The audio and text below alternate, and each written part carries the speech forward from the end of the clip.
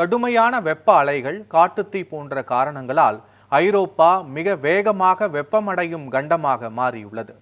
வெப்ப அலைகள் முதல் காட்டுத்தீ மற்றும் சுருங்கி வரும் பனிப்பரப்பு போன்றவற்றால் காலநிலை மாற்றத்தால் ஐரோப்பா கண்டம் கடுமையான பாதிப்பை எதிர்கொண்டு வருவதாக ஐநாவின் உலக வானிலை ஆய்வு மையம் தெரிவித்துள்ளது.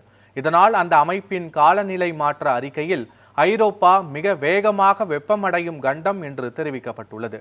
2025ஆம் ஆண்டில் ஐரோப்பாவின் கிட்டத்தட்ட அனைத்து பகுதிகளிலும் சராசரிக்கும் அதிகமான வருடாந்திர வெப்பநிலையை அனுபவித்ததாக ஐநாவின் உலக வானிலை ஆய்வு மையம் கூறியுள்ளது.